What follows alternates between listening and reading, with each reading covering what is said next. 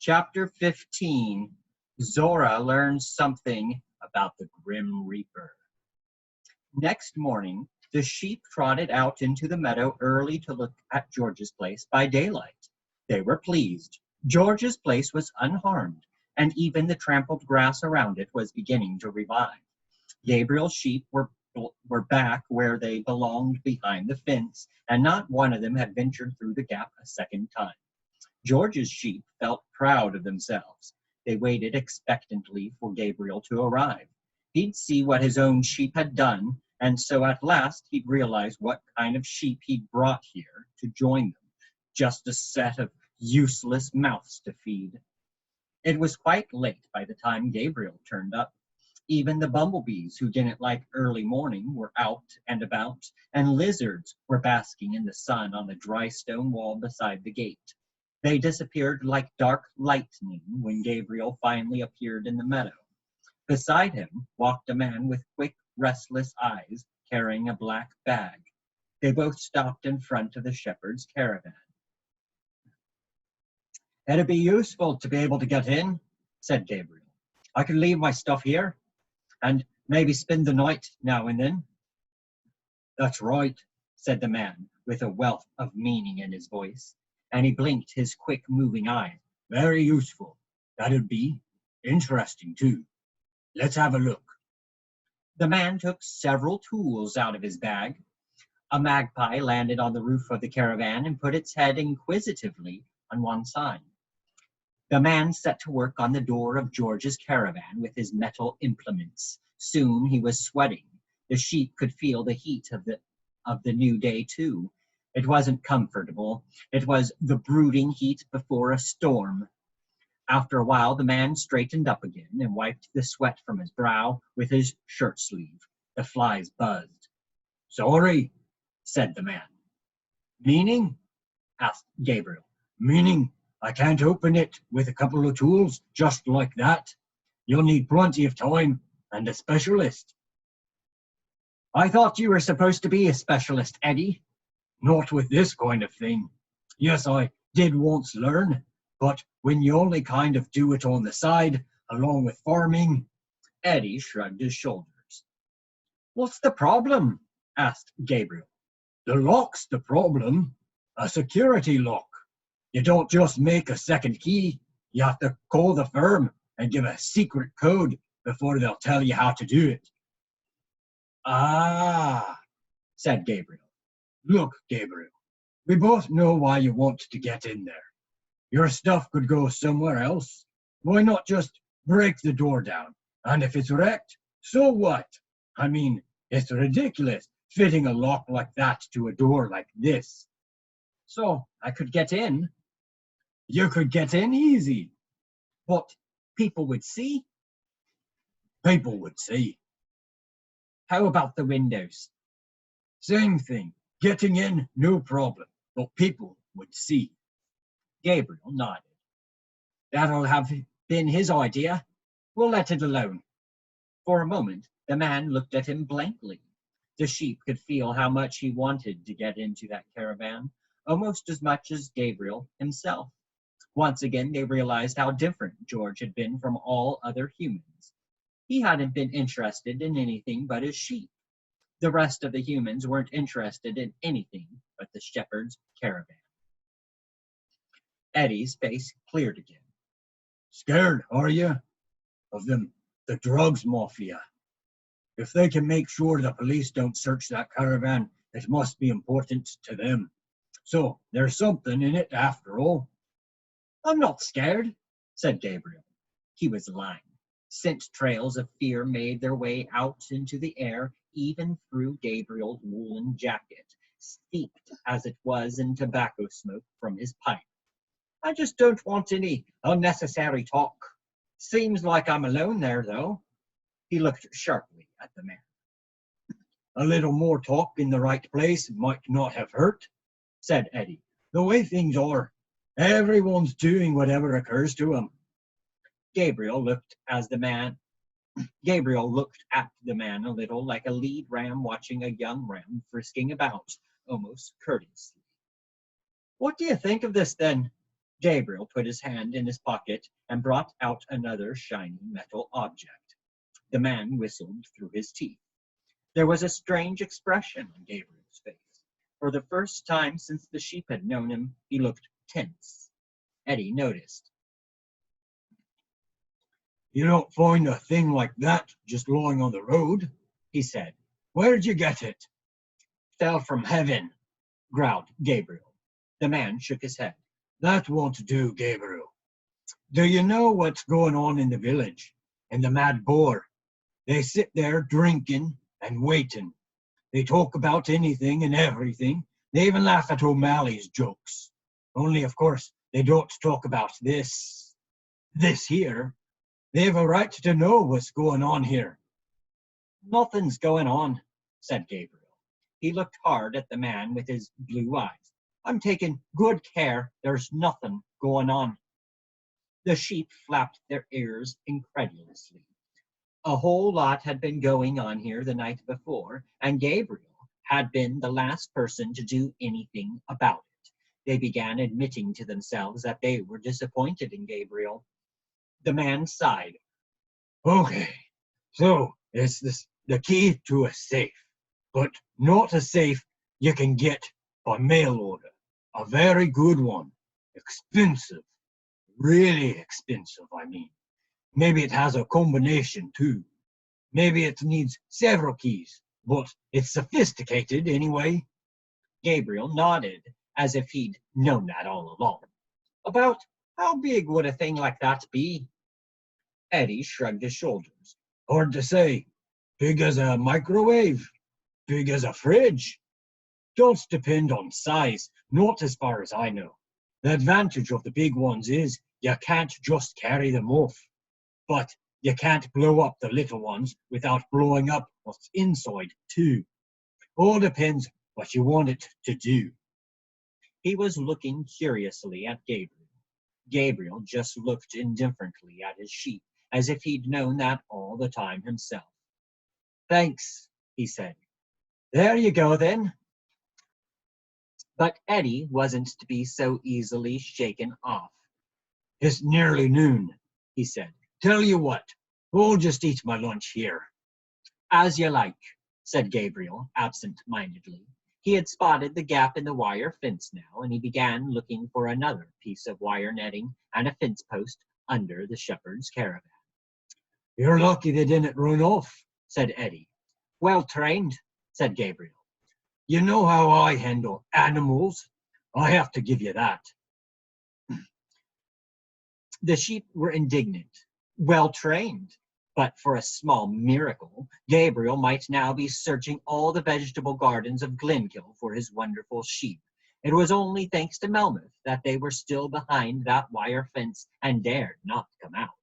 While Gabriel repaired the fence, his sheep cast greedy glances at George's place. "They're hungry," said Eddie with his mouth full. Gabriel nodded with a touch of pride. "Yes, they eat a lot, but they're good doers on it. You have to fatten them up." Gabriel marched over to the little tool shed behind the shepherd's caravan and rummaged about in it. When he came out again, he had a scythe in his hand. George's scythe. The sheep knew that curious tool made of wood and metal, but they didn't know what it was for. "People who keep sheep can spare themselves the use of a scythe," George always used to say as he polished up the blade with a red and white rag, only out of conscientiousness. Gabriel did not spare himself the use of the scythe. He did not spare them the use of the scythe. He began grazing at the foot of the hill on the side facing away from the sea. The sheep fell silent. This was the first time they had seen a human out at pasture, grazing. It was a terrible sight. In Gabriel's hand, the strange implement turned into a gigantic iron claw that passed through the grass with a hostile sing-song note.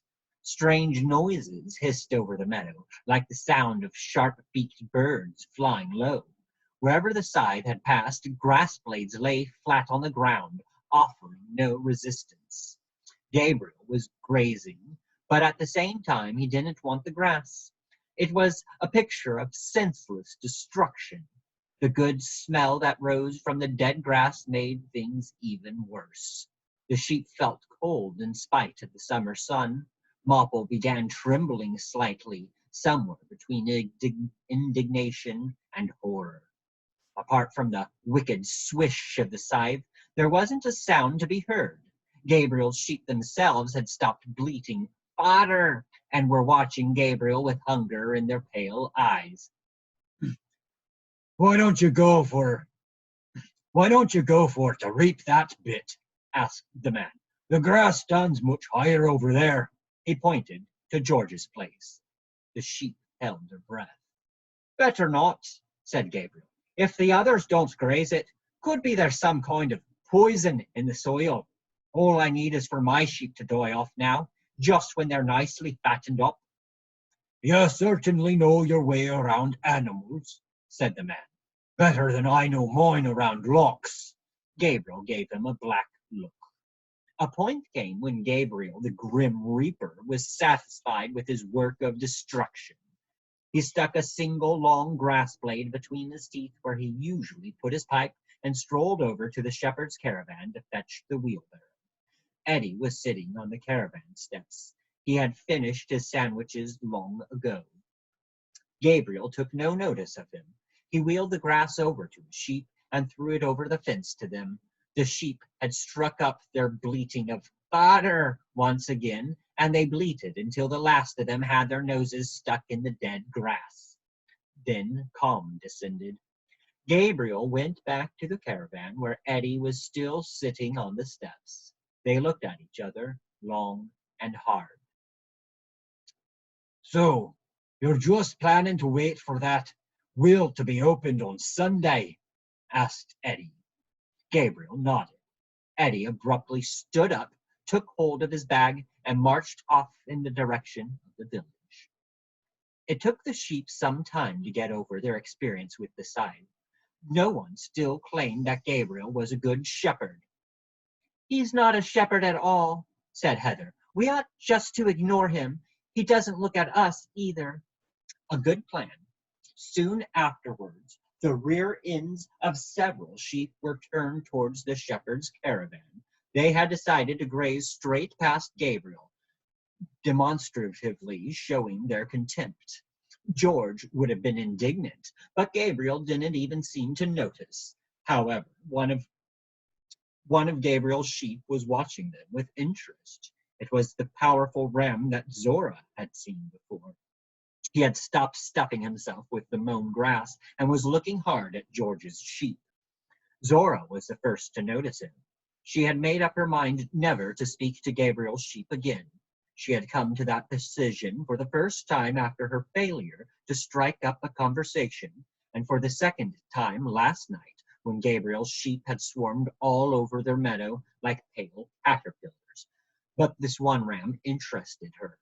He was older than the others and more intelligent, or so it seemed to Zora. Besides, she could scent an abyss somewhere between his pale eyes.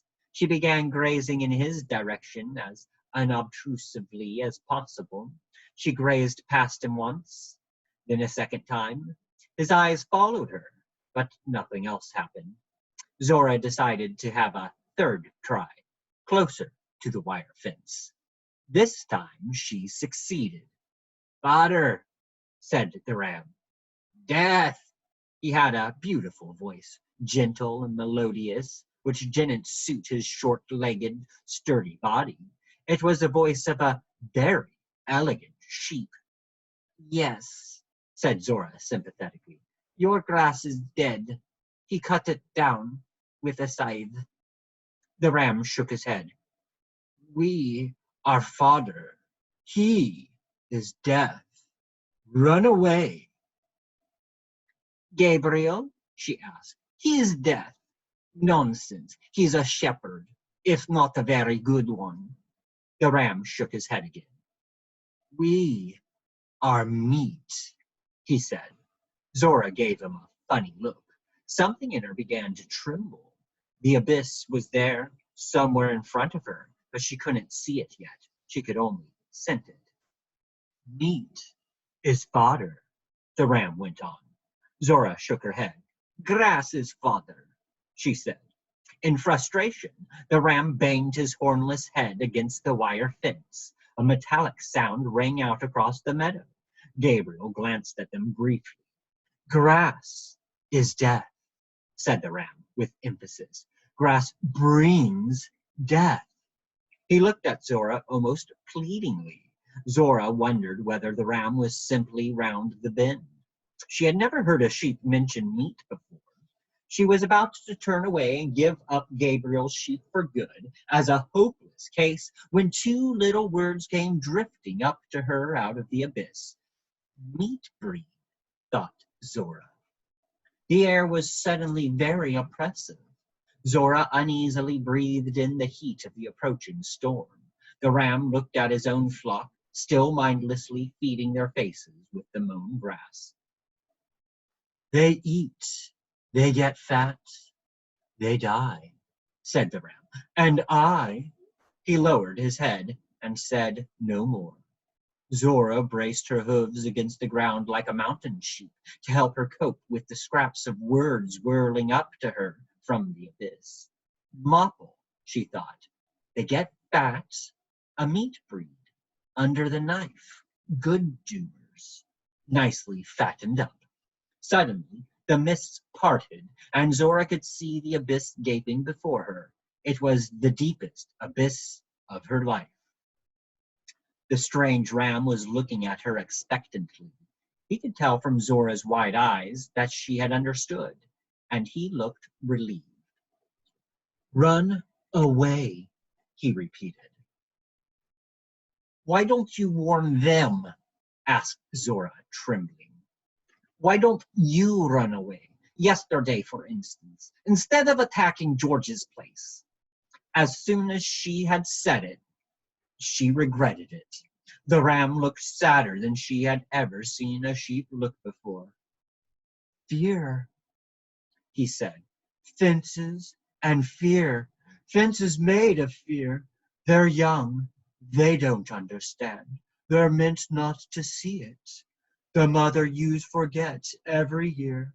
They want to forget. His fences are high. His dogs are fast. He was looking across the meadow at Gabriel with an empty expression in his eyes. Zora understood. Her own eyes were moist. The bravest sheep she had ever met stood before her, a sheep who looked down into the abyss all alone, day after day. You'll turn into a cloud sheep, she whispered quickly. Just wait. It'll be easy for you. I'll soon see you up in the sky. Then she couldn't bear it any more and galloped away, right across the meadow. Where could she escape to? Her rocky ledge? The abyss dropping to the sea seemed as nothing to her now. She was ashamed before both the strange ram and herself. But then she remembered how he had spoken to her. It was a warning, a message. She must warn her flock. He's crazy, bleated Heather. He said what? Asked Cloud. He said they were going to die, repeated Zora impatiently. He said Gabriel's going to kill them soon. He's crazy, Heather said again. Gabriel is a shepherd. He looks after them better than he looks after us. You said just now he wasn't a shepherd, Maud pointed out. No, I didn't, bleated Heather snippily, and she marched off with her head held high. Why would Gabriel kill them? Asked Sarah incredulously. For their meat. Zora realized why the strange ram couldn't make his flock understand about the abyss. Even her own flock wouldn't believe it, although they were so much cleverer and more intelligent than Gabriel's sheep. He gives them grass to fatten them up quickly, and then, well, it all makes sense. They're a meat breed because they get fat fast. Like Mopple. He's from a meat breed, too. George said so. Under the knife, he said back then. Please, just believe me. Is all this what the strange ram told you? asked Cordelia. No, admitted Zora. Not straight out, but he was afraid. The other sheep said nothing. They felt sorry for the strange ram, but could they believe his story? Zora saw from their faces that they weren't convinced. Please, she said, I just know I'm right. Said Miss Maple. That would explain why they're not very woolly. Do you remember how surprised we were to see Gabriel going around with such unwoolly sheep? If it wasn't the fleeces at all he wanted, yes, that would explain it. Zora gave Miss Maple a grateful look. The others were thinking over Zora's theory again. If even Maple, the cleverest sheep in all Glenhill, and perhaps in the whole world, was interested in the idea, well then, incredible as it sounded, there might be something in it after all. Then Mopple, of all sheep, attacked Zora. I don't believe a word of it, he pleaded. That ram is out of his mind. Yesterday they wanted to graze George's place. Now they're trying a different way of scaring us. I ought to know. I'm from a meat breed. Did George ever try to make me go under the knife? George was different, objected Zora. He wanted sheep with plenty of fleece, as woolly as Norwegian sheep. But there was no stopping Mopple now. Being a meat breed means something quite different, he bleated. Being a meat breed means... Head on one side, Mopple sifted through his memories, but nothing came to him. Something quite different, he obstinately repeated. And now he had definitely convinced the others of the truth of Zora's theory. If even Mopple the whale, with his magnificent memory, couldn't think of any other explanation, then Zora's story must be right. Panic broke out. Maud bleated, "Wolf, wolf," and raced over the meadow in a zigzag course. Lane and Cordelia buried their heads in each other's fleeces. The mother ewes, bleating in alarm, called to their lambs. "We're his flock now," wailed Ramses. "We're done for." "He's going to kill us," whispered Cloud. "He's like the butcher. We must get away from here." "We can't get away," said Sarah. "This meadow is our pasture. Where would we go?" Mopple looked indignantly from one to another. "Do you really believe her?" he bleated. "Do you really believe her? Will I be killed too?" "You'll be the first," snorted Zora, who was still furious that Mopple hadn't believed her.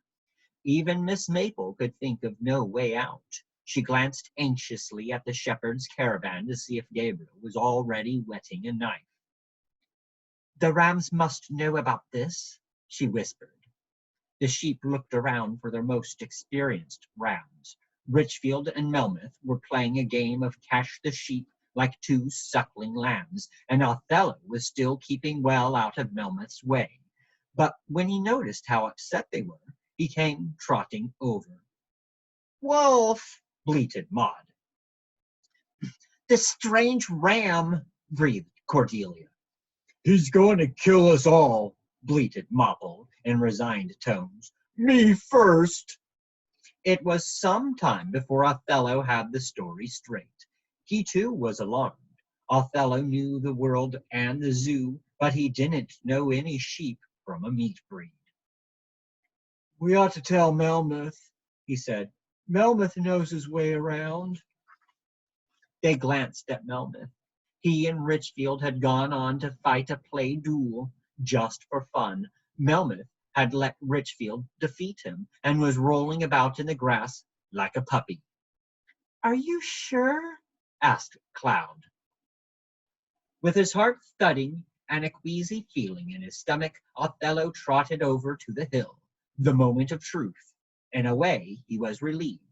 For days now, he'd been looking for a reason to face Melmoth at last.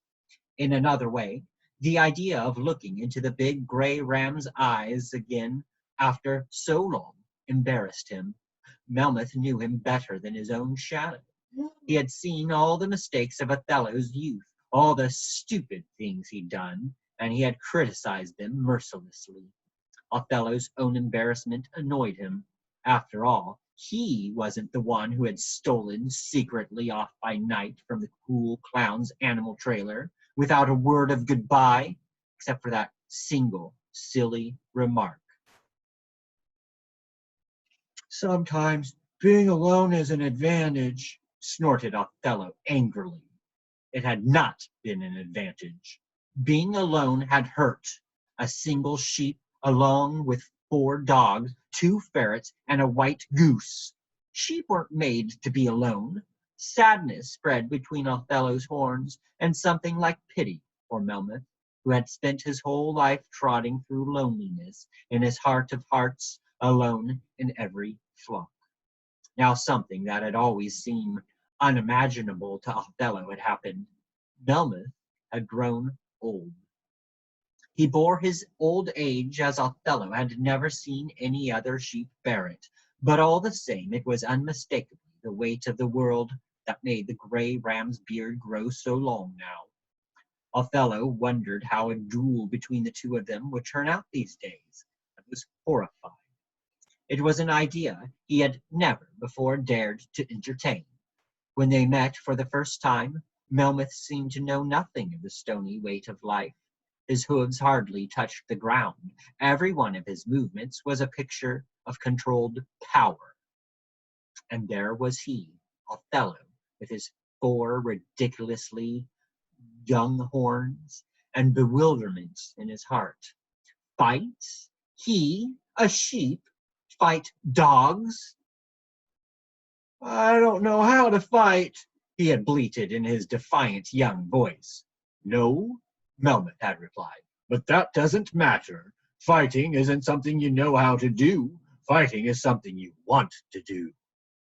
A question of wanting, like everything in a sheep's life. Admiration for Melmoth rose now from Othello's horns, admiration for the will and wisdom that had carried him through loneliness so long. Othello stopped abruptly, feeling awkward again. Melmoth was lying in the grass right in front of his hooves, still acting the part of pathetic loser in the play duel. Amber goblin eyes twinkled up at Othello as if from very far away. Shadow caster, Said Melmoth. better to cast a shadow than stand in the shade. But being in the shade isn't to be despised either, not on a hot day like this. Melmoth turned his head to Richfield, who was standing a few feet away, still surprised by his victory in the play duel. I know a new game, Said Melmoth. Who's afraid of the big black sheep? Gracefully, Melmoth sprang back to stand on all 4 hooves and turned to Othello again. Who's afraid of the big black sheep? He asked Othello. His eyes looked serious. It seemed impossible that only a few seconds ago they had been twinkling mischievously. A great many dogs are, if you ask me, and several sheep if they're clever, and of course the man in black.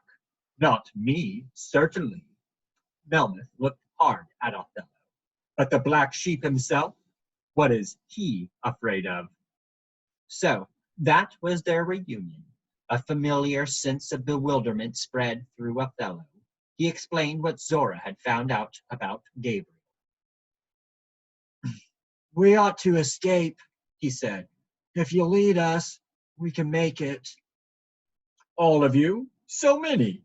Melmoth's eyes skimmed the sheep like the flight of a crow. They were standing expectantly, looking up at the hill. Sometimes being alone is an advantage. They won't go alone, Said Othello. not one of them. Then they'll have to stay here. Said Melmoth briefly. But Better that way, Melmoth went on. escape from the blue-eyed shepherd, from the grim reaper, not worth the effort. He glanced at the sheep again. They just have to learn a few things.